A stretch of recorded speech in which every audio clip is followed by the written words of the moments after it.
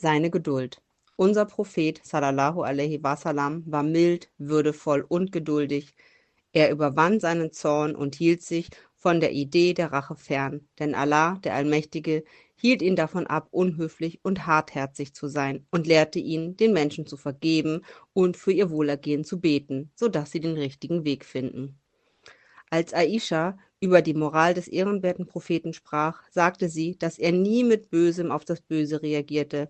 Er vergab den Menschen und ignorierte ihre Fehler. Manchmal kamen minder gebildete Beduinen aus der Wüste zum Propheten und benahmen sich unhöflich. Unser Prophet sallallahu alaihi wasallam war ihren Unhöflichkeiten gegenüber geduldig und erwiderte ihnen nur mit einem Lächeln. Nach einer Kriegsrückkehr teilte unser Prophet die Kriegsbeute der Feinde unter den Soldaten auf. Plötzlich schrie jemand: Handle gerecht, o Gesandter Allahs! Unser Prophet sallallahu alaihi wasallam war sehr verletzt von dieser Respektlosigkeit und drückte seine Trauer wie folgt aus: Wehe dir, wenn ich nicht gerecht handele, wer dann? Als Umar sah, dass unser Prophet sallallahu alaihi wasallam sehr traurig war, wollte er diese respektlose Person bestrafen, aber unser Prophet erlaubte es ihm nicht. Anschließend sagte er: Der Prophet Moses war schweren Bedrängnissen und Beleidigungen ausgesetzt als diese, und er war geduldig. Einmal, als der ehrenwerte Prophet mit seinen Freunden von einer Schlacht zurückkehrte, machten sie irgendwo eine Rast. Während sich alle zurückzogen und sich ausruhten, hing der ehrenwerte Prophet sein Schwert an einem Baum und schlief. Währenddessen schlich sich einer der in dieser Gegend lebenden Polytheisten auf unseren Propheten zu und nahm sein Schwert, das am Baum hing.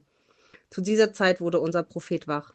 Der Polytheist bedrohte ihn mit den Worten: Wer wird dich nun von mir retten? Unser Prophet sallallahu alaihi wasallam, der sich in einer völlig verletzlichen Situation befand, antwortete mit einer energischen Stimme: Allah wird mich retten. Angesichts dieser Antwort fiel das Schwert aus der Hand des Beduinen.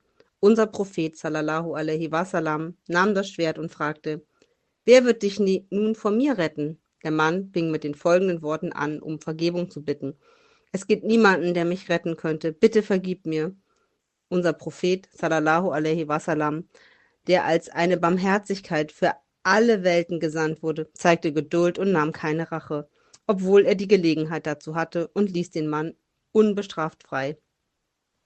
Unser geliebter Prophet sallallahu alaihi wasallam behandelte alle Männer und Frauen, jung und alt, reich und arm gleich und gab niemandem Vorrang. Auch wenn während des Gebets Kinder auf seine Schultern und Rücken kletterten, schimpfte er nicht mit ihnen. Er behandelte sogar einen Beduinen, der die Vorräte auf sein Kamel geladen haben wollte und so sehr von hinten an seiner Kleidung zerrte, so dass dies Abschürfungen an seinem Hals hinterließ, mit Sanftmut und erfüllte mit Leichtigkeit seine Bitte. Wenn von Zeit zu Zeit Fragen gestellt wurden, die dem Wesen des Islams widersprachen, begegnete er diesen mit Gelassenheit und gab ihnen angemessene Antworten. Er war Herr seiner Gefühle. Er verhielt sich nicht impulsiv und unkontrolliert. Er sprach das Wort wohlüberlegt und erledigte die Arbeit ausgewogen. Selbst wenn er sich angesichts unangenehmer Entwicklungen unwohl fühlte, spiegelte er diese nicht wider. Er sagte: Ein starker Mensch ist nicht derjenige, der seine Gegner im Kampf besiegt, sondern derjenige, der seinen Zorn überwinden kann, wenn er wütend ist. Unser Prophet sallallahu alaihi wasallam war, nachdem er zum Propheten ernannt wurde, verschiedenen Bedrängnissen und Qualen der Polytheisten ausgesetzt. Die Leugner wollten ihn in der Gesellschaft demütigen, indem sie ihn als einen Zauberer, Dichter und Verrückten bezeichneten und verleugneten. Als sie im 10. Jahr des Prophetentums aus Taif zurückkehrten, steinigten und beleidigten sie ihn. Unser Prophet sallallahu alaihi wasallam sollte von den Polytheisten in Mekka, die Stadt, in die er geboren und aufgewachsen war und die er sehr liebte, getötet werden. In dieser Umgebung, in der es keine Sicherheit auf sein Leben gab, musste unser Prophet alles aufgeben und nach Medina auswandern. Das Volk Mekkas hat unseren Propheten und andere Muslime auch in Medina nicht in Ruhe gelassen. Sie drohten mit Krieg und Tod. Badr, Uhud und die Grabenschlachten wurden zwischen den mekkanischen Polytheisten und den Muslimen ausgetragen. Der ehrenwerte Prophet und seine Freunde vermissten Mekka und auch übrigens die Kaaba sehr. Im 6. Jahr der Migration wollten sie nach Mekka gehen, um Umrah zu verrichten. Sie hatten nicht die Absicht, mit den mekkanischen Polytheisten zu kämpfen. Trotzdem hielten die Polytheisten unseren Propheten sallallahu alaihi wasallam und seine Freunde auf, die von Medina nach Hudaybiyah in der Nähe Mekkas gekommen waren, und ließen sie nicht in die Stadt. Muslime konnten erst im folgenden Jahr die Umrah machen. Trotz all dieser üblen Taten der Mekkaner begnadigte der ehrenwerte Prophet seine Feinde, die mit großer Angst ausharrten, als er mit seiner Armee in Mekka einmarschierte und die Stadt im 8. Jahr der Migration eroberte. Unser Prophet sallallahu alaihi wasallam begegnete noch vielen anderen beschwerlichen und schmerzhaften Ereignissen des Lebens. Der Vater unseres Propheten starb noch vor seiner Geburt. Seine Mutter verstarb, als er im Alter von 6 Jahren war, und sein Großvater, als er 8 Jahre alt war. Im 10. Jahr seines Prophetentums starben sein Onkel Abu Talib, der ihn schon in jungen Jahren beschützt hatte, und seine geliebte Frau und engste Verbündete Khadidja. Unser Prophet sallallahu alaihi wasallam hat auch viele Male den schmerzlichen Verlust eines Kindes erlebt. Alle seine Kinder, bis auf Fatima, starben vor ihm. Kurz gesagt, der ehrenwerte Prophet begegnete solchen Schwierigkeiten, die ein gewöhnlicher Mensch niemals ertragen könne, mit außergewöhnlicher Geduld und Mut. Seine Gerechtigkeit, Rechtschaffenheit. Unser Prophet sallallahu alaihi wasallam, der selbst in einer ignoranten Gesellschaft, in der vor dem Islam das Böse herrschte, für seine Ehrlichkeit und Vertrauenswürdigkeit bekannt war und der dies zeitlebens als Prinzip beibehielt, stand immer für Wahrheit, Recht und Gerechtigkeit ein.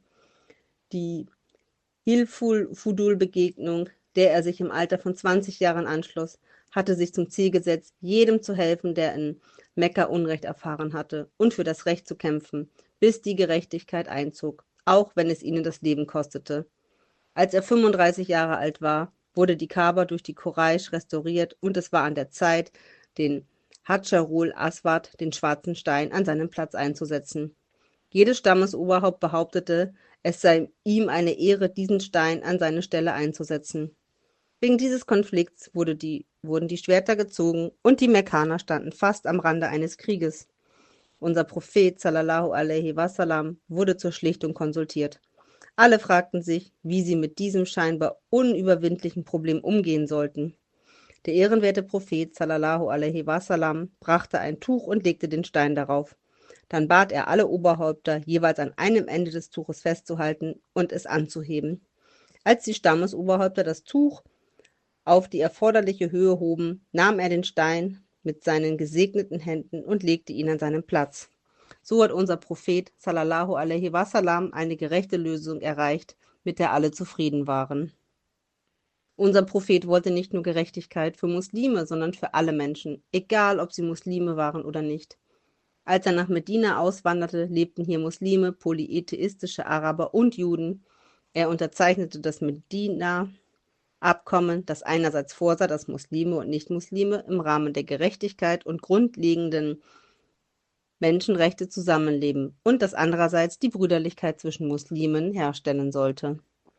Der ehrenwerte Prophet sallallahu alaihi wasallam versuchte die Ungerechtigkeiten auszurotten, die noch aus der Zeit der Unwissenheit, der vorislamischen Zeit stammen, in der die unterschiedliche Behandlung und Wertschätzung zwischen Jungen und Mädchen, Söhnen und Töchtern, zwischen Männern und Frauen, Sklaven und ihren Herren vorherrschte.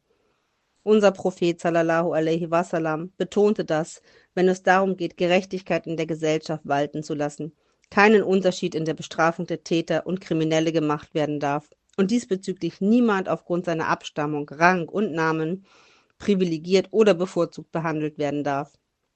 Einmal beging einer der Quraysh-Frauen einen Diebstahl, weshalb sie bestraft werden sollte. Die Verwandten der Frau beschlossen, dem Propheten sallallahu alaihi wasallam einen Vermittler zu schicken, damit sie nicht bestraft wird. Sie wussten, dass der Prophet den Vermittler sehr liebte. Sie wählten den jungen Gefährten Usama Said. Usama kam zu unserem Propheten und erklärte die Situation. Unser Prophet sallallahu alaihi wasallam war von diesem Versuch äußerst beunruhigt. Wie kannst du über eine Strafe vermitteln, die von Allah bestimmt wurde? Erwiderte er zu Usama. Dann hielt er eine Rede und sagte: O ihr Menschen, vor euch waren einige Gesellschaften, die eine straffällige Person bestraften, wenn sie schwach war, und jene nicht bestraften, die Einfluss hatten. Deshalb wurden diese Gesellschaften vernichtet. Sie sind alle verschwunden. Ich schwöre bei Allah, selbst wenn meine Tochter Fatima einen Diebstahl begehen würde, würde ich sie auf die gleiche Weise bestrafen. Abbas, der Onkel des ehrenwerten Propheten sallallahu alaihi wasallam, gehörte zu den Gefangenen, die im zweiten Jahr der Migration, 624 nach Christus, in der Schlacht von Badr gegen die Mekkaner gefangen genommen wurde.